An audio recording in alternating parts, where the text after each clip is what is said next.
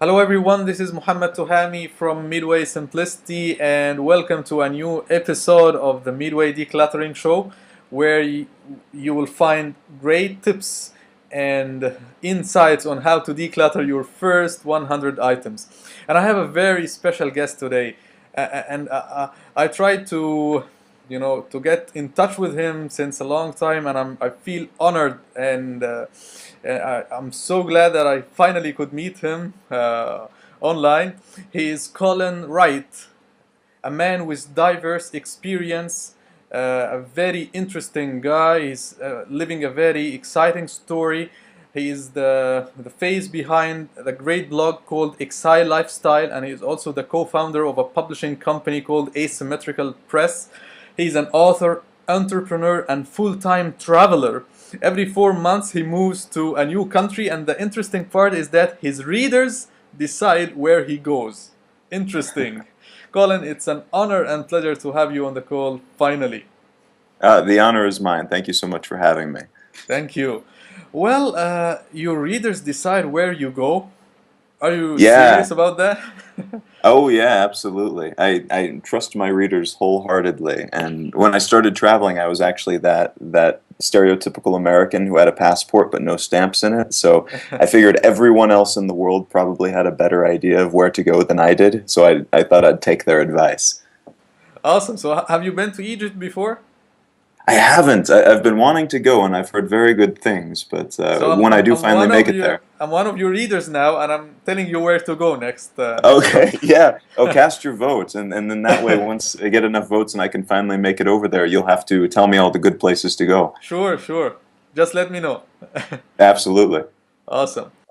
So, Colin, how did you start your decluttering process? Because I believe you have done a lot of progress in terms of decluttering to be able to be light and free to travel whenever you decide. So, how did you Yeah. start your decluttering process? It was actually kind of an accident. I decided that I wanted to travel, but I didn't know what that would mean. And I was living in Los Angeles at the time, so I had this townhouse by the beach and had that kind of lifestyle. I Yeah. had a lot of stuff, just tons of it. Like in my office alone, I had like 8 computers and 12 monitors and all the gadgets that I could buy because the money was coming in. So I thought, well, I'd better spend this, reinvest it in gadgets and things, and that was kind of my passion at the time. And This a closet full of clothes and things like that, like this big walk-in closet the size of like some New York apartments, full of clothing.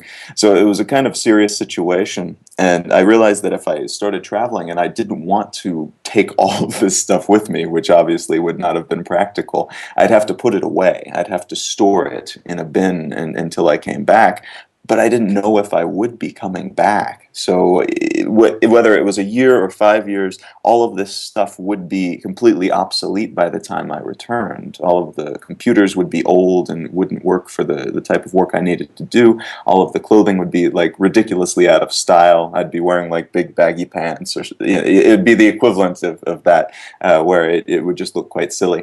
So I decided to start stripping down the things that I owned, and it took me 4 months, but I took all of the stuff I was going to get rid of that did not fit into a carry-on bag, put it in one room of my townhouse, and then invited people over to come take whatever they wanted. And it took a very long time using that method, but by the time I left, I counted when I arrived in the first country that I went to, and I owned about 70 things. And then I had further stripped down to about 50 things when I was in New Zealand, the next country over. So you really don't need much. That I've come to realize that, and it does take a while to strip down to the things that you need, and you need less if you're traveling, but you need a few more things probably if you're living in the same place, tables and chairs and such.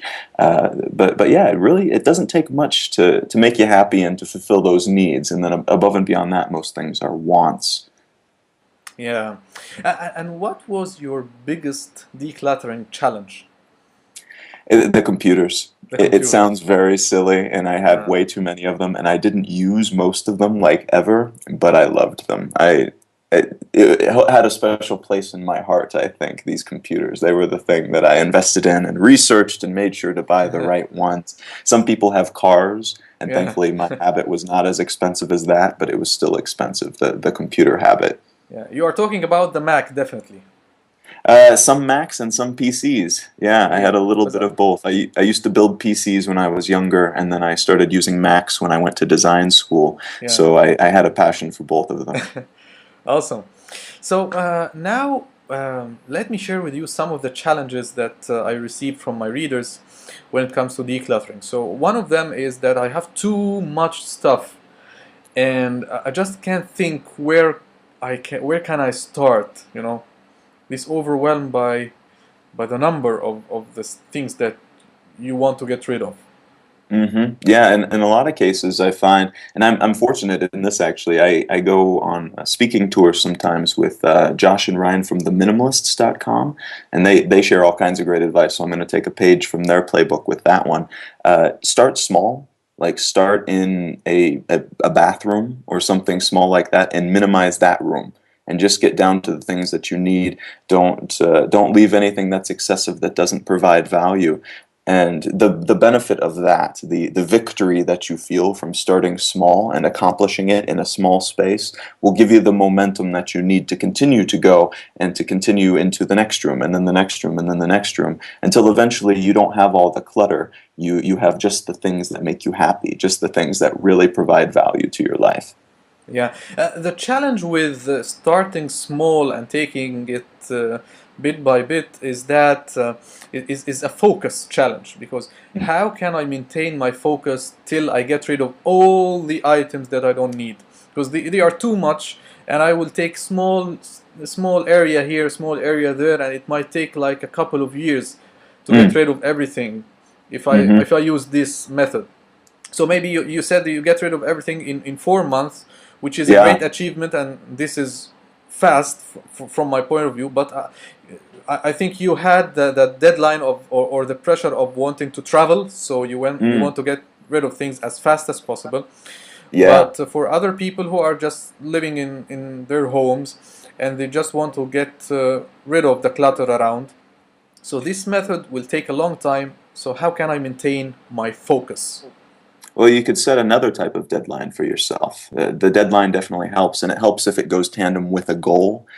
For me, it was travel, but if you say, I'm going to have a party on this day, and by that day, I need to have enough space so that I can have people over, so that there's not magazines sitting everywhere, and there's not, I don't have excessive collections of knickknacks and such. Set something like that, something that rewards yourself, so that when you finish, you can feel good about it and show it off and show people what you've managed to achieve. But make sure that it's a hard deadline, because if you give yourself any wiggle room on that, if you say, well, maybe sometime during the summer or something, you'll keep on putting it off. But if you set a day and invite people over for that day, something like that, it really holds you accountable. Yeah, so what you are saying is that you must, before you start the decluttering work, you must find the motivation behind, or set a goal that will, drive the desire to finish the decluttering work, right? Exactly. It certainly helps because it's not easy with everything. Some things are easy to get rid of. Other things are very, very difficult because you might either feel that they have emotional value, or you remember how long it took you to buy it, or how long it took you to find a particular color of whatever. These things are the things that kind of insidiously sneak into the process and have you Yeah, convincing yourself that you don't actually need to get rid of this because it's this color or whatever it happens to be. yeah. But that's not what matters. What matters is what you're trying to accomplish in decluttering. Yeah, we will definitely get into that, these specific sentimental items and how we are attached to that. So now let's move to the organizational skills. Your goal is to declutter or get rid of all the items so that what what's left can fit into one bag. Hmm. But for other people, they need some organizational skills, and when they lack it, their decluttering efforts seems to be like useless, because no matter how they get rid of stuff, things still are scattered everywhere because they naturally lack organizational skills. So what's your advice on that? I think it really depends on the person. If I know some people, like me in a vacuum, I definitely tend to put things in boxes and then stack them correctly and have them in a proper place. When they're in those places, I work better, I feel better. Um, for other people, though, they like to have a little bit more clutter, a little bit more mess. Not clutter in the sense of more stuff than they need, but they like to have things in kind of random arrangements or things all over their desk or whatever. I think that will look different for every person that you talk to based on their aesthetics and based on the way that they work. But figuring out the way that works for you, I think, is ideal. Because for me, if I were to try to force myself to have little statues or artwork or something all over my desk, I would never get anything done. It would drive me crazy.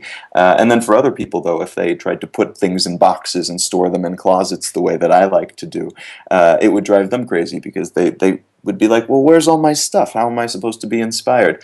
So figuring that out ahead of time is good. That way you don't try to force yourself to adopt someone else's mentality on organization. Yeah, that's great. So see what works best for you and go do it. That's great. Yeah, and then do it really, really well. Yeah, yeah, I like that one.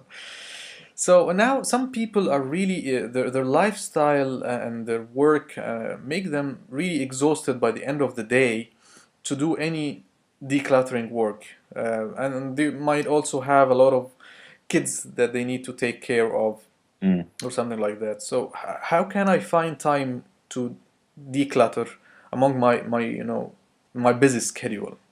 It's very difficult, and it's the same issue that I find people have in terms of trying to write a book or things like that, where there doesn't seem to be time in the day. But usually, if you step back, you can find some time, like the hour or two that you're spending watching TV after work. This is time that you don't need to be watching TV. It's one type of activity. It's a great way to kind of to pacify yourself so that you can forget about the day. It's the equivalent in the U.S. The big thing is people will go out for a drink. They'll get a beer or something to try to forget. You don't need that beer. You don't need that TV. It might help sometimes, but it's not something that you absolutely need. Those are the things that you can take away to bring in the decluttering activities. Alternatively, you could try and for a few days just wake up a little bit earlier. Wake up 20 minutes, 30 minutes, an hour earlier before anyone else is up, before the kids are up, and then go get something done. Go declutter something, some small area, your closet. That will give you a lot of motivation too. You'll feel so good after doing it that then Yeah. the rest of your day will be really, really easy. Yeah. You touched on a point that's critical here, and sometimes it raises a lot of debate between people, which is needs and wants. When you tell someone you don't need to watch TV, they might fire back and say, but I really need it. So for me, it's a need.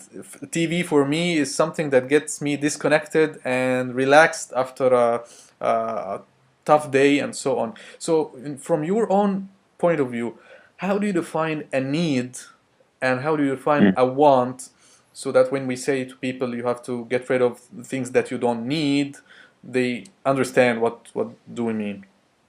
For me, the way that I define it, needs are the things that really, truly bring happiness to your life. They're the things that make you just insanely happy, or it's the stuff that you actually could not function without, things like food and water, the bare necessities. So something like TV to me is not necessary. And it's true, there may be people who truly need TV, like it's something that if they did not have it, their life would be significantly worse. And that's a valid argument. It's just different perspectives. For most people, though, I don't think it is. Most people do it out of habit, and most people do it because they're told that they need to see this or whatever. But we live in an age of the internet. You can see these TV shows whenever you want. You can go back and watch them later. You don't need to be on a TV station schedule. You don't need to sit through all of those advertisements. You can do it in a different time frame, basically. And that same feeling that you get from TV, the relaxation, the kind of clean after work feeling where I don't have to worry about things anymore, you could get that from decluttering too. If you have a better space, you might not feel so tired. Yeah. Yeah, I like the definition of needs is that the things that are the things that make you absolutely happy. This is a great definition. You mentioned writing a book, and you are the author of 11 books.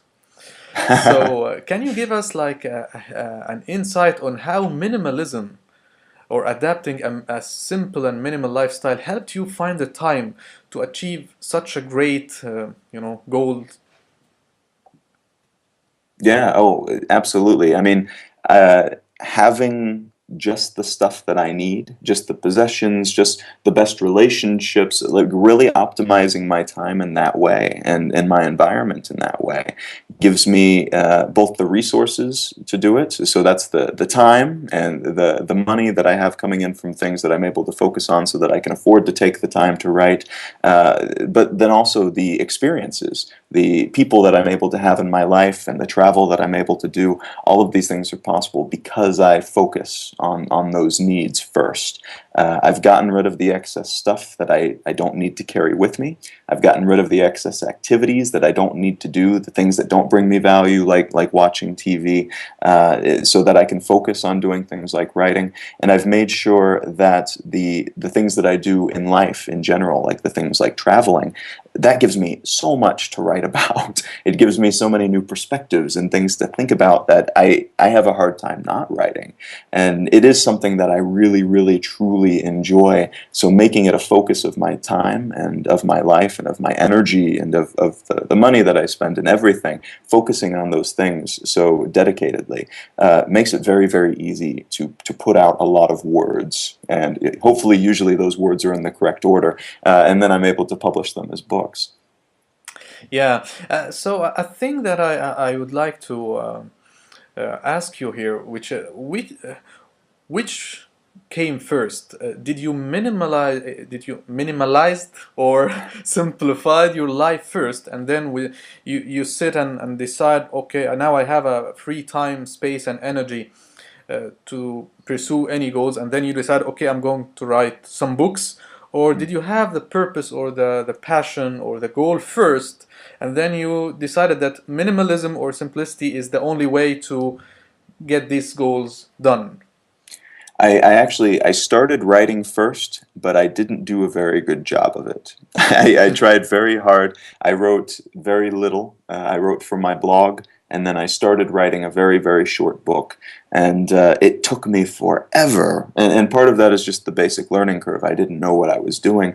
But as I got rid of more stuff, and as I focused my time and energy and possessions and all of these things, reduced them down to just what I needed, I found myself able to invest more time in it, and more time and more time. And then after that, I've managed to publish these 11 books, plus my blog, plus newsletters, plus a subscription service called Exiles, all of these things. I do a whole lot of writing, and I did it all just in the past 4 years because I've been able to focus. I have not had so many distractions, so I'm able to just sit and write when I want because I have less superfluous things in my life. Awesome. 11 books in 4 years. That is like almost around 3 books a year. That's great. Yeah, something like that. It's Wow. scaling up too. I'm trying Yeah. to write even more because I just Wow. really love it. Wow. Wow. Now, what can we do about the peer pressure or social pressure about people who cannot understand why we are getting rid of all the stuff that we own, and people who are buying The stuff all interesting around? thing, Yeah. yeah, the interesting thing about that type of peer pressure is that usually it's well-meaning. People associate having more stuff with success. So if you start to get rid of stuff, they start to worry that maybe things are not okay, and that you are not striving for the same standards of success that they are. So they care about you. They don't mean anything bad by it. Usually, they're trying to pressure you into what they see as a successful path, and that's fine. They may not understand right away. There's some people that you'll tell, and they'll be like, "Oh my God, that's so cool. Okay, tell me more about this. Help me do the same thing." And then there's other people who will be like that, and they'll be very very well-meaning, but not quite understand at first. And that's fine. The best thing to do with that is just to make it clear, this is what I'm doing, this is why I'm doing it. I'm not planning on committing suicide or leaving the country or anything. Like, I'm not doing anything truly crazy. Yeah. I'm just trying something. I'm trying something that I think will help me achieve what I want to achieve. So, we'll see how that goes. And then generally, from what I've experienced, and a lot of people that I know have experienced who have done this type of thing, usually a few months later, after they've gotten into the process and they've really seen the benefits of it, they have more time to spend on the things that they want to spend that time on. They have more money to spend on the things that they want to spend that money on. Those benefits really start to come through, and then people will come and ask you, what are you doing differently? Why are you so happy? How are you able to write so often? I know you've always wanted to do this. What is it that you're doing? What's your secret? And then at that point, you can tell them. But until then, it's best not to try to force it on anybody, because then it comes across as, some kind of negative thing. So dealing with it in that way, I find, is usually the best approach. Yeah, that's great. Inspire, don't force. Yes, exactly. Yeah, great summary of that. Yeah. And before we move on to your new book, Act Accordingly, I have just one question. You travel a lot. So have you ever traveled, or where is the place that you witnessed simplicity in action that gave you, a whole new perspective about simple living and minimalism, and that's the community that really inspired you more than any other, books or things that you read about simplicity? That's a great question, actually. It wasn't the places that I would expect, actually. I was kind of thinking I would end up going to these developing countries and I would see a lot of inspirational minimalism there. But it turns out that places like I lived in Calcutta in India for a while, and Bangkok in Thailand for a while. And both of these places, while I thought they would be the most minimalist because there's a lot of poverty and stuff there, so I thought people would adjust to it in such a way that they could still be happy that way. But the consumerism was worse than any other place I had been there. There's advertisements and billboards telling people, these very, very poor people, that they need to buy more stuff. And they were. And they were aspiring to this lifestyle. Yeah. And there was so much consumption and trash on the ground, and just it was a very unhealthy approach to things. And I think maybe if I would have gone there 100 years ago, things would have been different, but things have really picked up, and this, I hate to see it as like the American dream, this type of consumption, but that's kind of what it is in a lot of cases. This I must have more in order to feel happy, but never quite getting happy idea. There are other places, though, that I did not expect to find it, that I did. Like New Zealand is an interesting place because it's an island nation in the middle of nowhere, and they are very self-sustaining. They're kind of pioneer people who have lived alone for so long that they're not accustomed to having everything that they need, so they fix things. This is something that people don't do in the United States. If something breaks, you go get a new one, you throw it away. In New Zealand, they will fix it, and everyone can fix anything. They can fix their cars, they can fix their toys or their computers, whatever they need to fix. They'll sit down and make it work. And in that way, they don't buy a whole lot more than they need in most cases, especially on the South Island where they don't really have a lot of large cities. People they make do. And then in Iceland it's the same way, which is another island country, and until recently they've been very excessively metropolitan, and they needed to have a bunch of different fancy cars and stuff. They were just very, very wealthy, so they could afford to have as many houses and things as they wanted. But their entire economy crashed in 2007, and all of their banks collapsed. They allowed all of their banks to collapse. So everyone went not broke exactly, but they became quite poor overnight, especially compared to where they were. And you don't see a lot of fancy cars or televisions or anything anymore. You see people going out and taking walks, and you see people creating art, and you see people enjoying each other's company. I don't think I've ever seen a country with fewer TVs and video games than Iceland. Just people do not do these things. Instead, they go out and enjoy each other, and they pursue their passions. Because fortunately, that's something they always have been able to do. They've had enough money in the country that they can all be artists and not need to make money off of it. And now they continue to pursue that, but they pursue it on a smaller scale, which is really cool to see. Wow, that's great. That's great. And I believe they are now happier than they were when they had the money. I think so So, too. They're definitely more secure. yeah, yeah. And finally, let's talk about your book, Act Accordingly. Interesting title. So tell us about the core message of this book. Well, the core message, actually, this was something I debated about because I'm kind of giving away the core thesis statement of the book on the cover because it has this quote on the cover. But the inspiration for the title was, "You have exactly one life in which to do everything you will ever do. Act accordingly." And the reason I gave it that title, Act Accordingly, from that quote is that I think it is of vital importance that we realize that we don't have a lot of time. So we better use that time the best way possible. And this is a philosophy book of sorts, but I'm not trying to force my philosophy on anybody else. I know that what I do and the way I operate and my beliefs and such work for me, but most people are not me. People come from different backgrounds, they're raised in different countries, with different religions, with different parents, with seeing different things happen, having different experiences. So the idea that my philosophy would work for everybody is silly. But there are some things that I've learned that I think can be applied across the board, and if you apply it, no matter what your religion, no matter what your background or cultural history, it will help you become a better version of yourself, a better version of whatever religion or philosophy or whatnot you happen to have. These things I feel are quite universal. So that's what I was trying to get across with the book, and that's why I'm making sure that at the bare minimum, if people see the cover, they take away that one bit of information. That's awesome. You're saying that life is short, act accordingly. Or you can add to that, life ends suddenly, act Mm. accordingly. You know, Yeah, oh, it it's not absolutely about it's does. short or long. It you don't know when it will end. So Hmm. Hmm. so every single moment you need to be doing something that really makes you happy, so that Exactly. when it ends on something that you are proud of.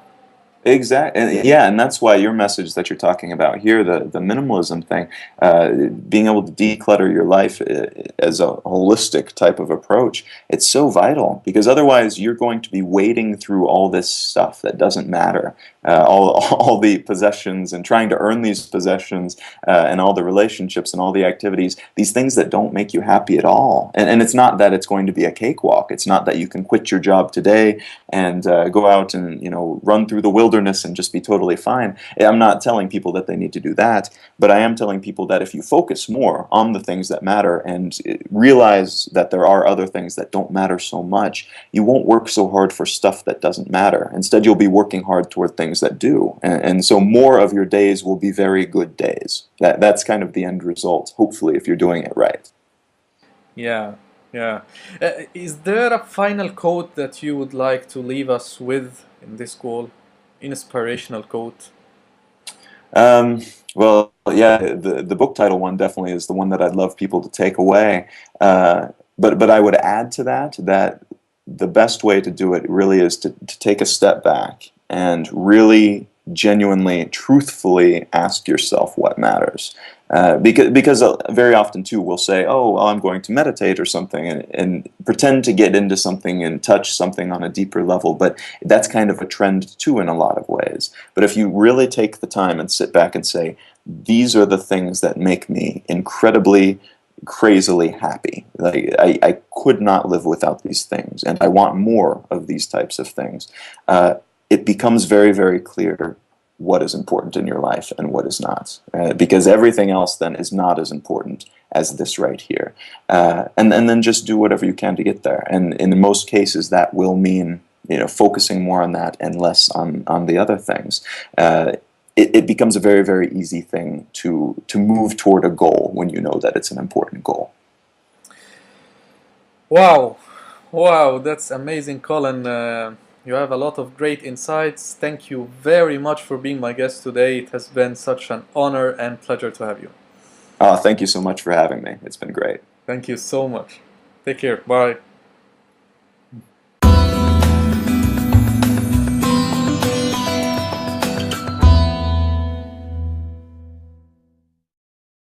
There. I'm one of your readers now, and I'm telling you where to go next time. Okay, yeah. Oh, cast your votes, and then that way, once I get enough votes and I can finally make it over there, you'll have to tell me all the good places to go. Sure, sure. Just let me know. Absolutely. Awesome.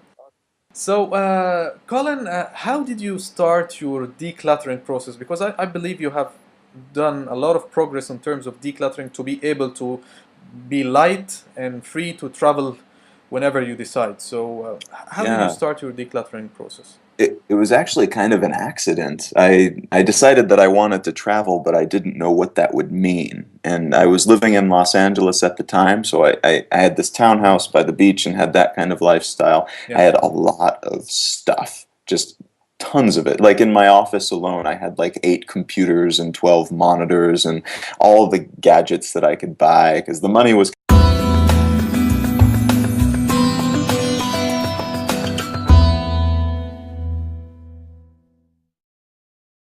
Hello everyone, this is Muhammad Tuhami from Midway Simplicity and welcome to a new episode of the Midway Decluttering Show where you will find great tips and insights on how to declutter your first 100 items. And I have a very special guest today and I tried to to get in touch with him since a long time and I feel honored and I'm so glad that I finally could meet him online. He is Colin Wright, a man with diverse experience, a very interesting guy. He's living a very exciting story. He is the face behind the great blog called Exile Lifestyle. And Or it would just look quite silly. So I decided to start stripping down the things that I owned, and it took me 4 months, but I took all of the stuff I was going to get rid of that did not fit into a carry-on bag, put it in one room of my townhouse, and then invited people over to come take whatever they wanted. And it took a very long time using that method, but by the time I left, I counted when I arrived in the first country that I went to, and I owned about 70 things. And then I had further stripped down to about 50 things when I was in New Zealand, the next country over. So you really don't need much. That I've come to realize that. And it does take a while to strip down to the things that you need. And you need less if you're traveling, but you need a few more things probably if you're living in the same place, tables and chairs and such. But yeah, it doesn't take much to make you happy and to fulfill those needs. And then above and beyond that, most things are wants. he's also the co-founder of a publishing company called Asymmetrical Press. He's an author, entrepreneur, and full-time traveler. Every 4 months he moves to a new country, and the interesting part is that his readers decide where he goes. Interesting. Colin, it's an honor and pleasure to have you on the call finally. The honor is mine. Thank you so much for having me. Thank you. Well, your readers decide where you go. Are you serious Yeah. about that? Oh, yeah, absolutely. I trust my readers wholeheartedly. And when I started traveling, I was actually that stereotypical American who had a passport but no stamps in it. So I figured everyone else in the world probably had a better idea of where to go than I did. So I thought I'd take their advice. Awesome. So, have you been to Egypt before? I haven't. I've been wanting to go, and I've heard very good things. But So, when I do I'm finally one make of it you. coming in, so I thought, well, I'd better spend this, reinvest it in gadgets and things, and that was kind of my passion at the time. And this a closet full of clothes and things like that, like this big walk-in closet the size of like some New York apartments, full of clothing. So it was a kind of serious situation. And I realized that if I started traveling and I didn't want to take all of this stuff with me, which obviously would not have been practical, I'd have to put it away. I'd have to store it in a bin until I came back. But I didn't know if I would be coming back. So whether it was a year or 5 years, all of this stuff would be completely obsolete by the time I returned. All of the computers would be old and wouldn't work for the type of work I needed to do. All of the clothing would be like ridiculously out of style. I'd be wearing like big baggy pants, or it would be the equivalent of that.